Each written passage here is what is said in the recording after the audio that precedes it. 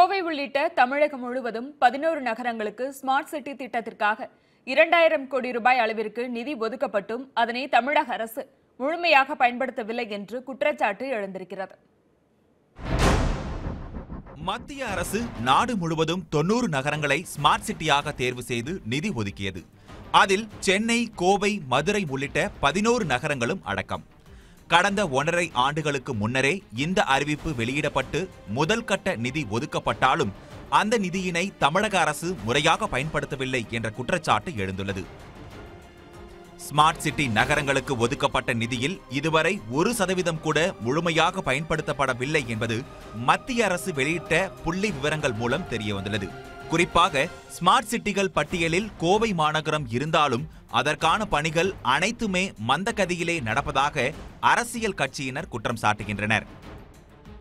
எந்த ஒரு மாநிலத்திற்கும் இல்லாத வகையில் தமிழகத்திற்கு ஸ்மார்ட் சிட்டிக்கான நிதி ஒதுக்கியுள்ள நிலையில் அதனை தமிழக அரசு சரிவர பயன்படுத்தவில்லை என பாஜகவினர் தெரிவிக்கின்றனர்.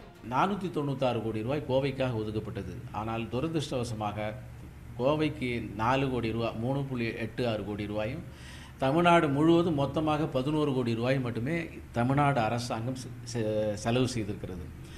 துரதிருஷ்டவசமாக இந்திய அரசமைப்பு சட்டத்தின்படி மத்தியில் ஒதுக்கப்படும் நிதி மாநிலம்தான் செலவு செய்ய வேண்டும் என்கின்ற ஒரு இதனால் மாநிலம் செலவு செய்யலைன்னா மக்களுக்கு வந்து சேர்றதில்லை.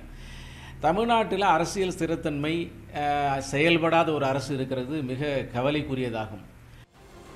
ஸ்மார்ட் சிட்டி திட்டத்தை பற்றி கவலைப்படாத அரசாக தற்போதைய தமிழக அரசு இருப்பதாகவும் இந்த திட்டம் குறித்து நிபுணர்களுடனும் மக்கள் பிரதிநிதிகளுடனும் எவ்வித ஆலோசனைகளும் இதுவரை நடத்தப்படவில்லை எனவும் விரிவான திட்ட அறிக்கைகள் எதுவும் தயாரிக்கப்படவில்லை எனவும் சிங்காநல்லூர் திமுக சட்டமன்ற உறுப்பினர் கார்த்திக் தெரிவித்தார்.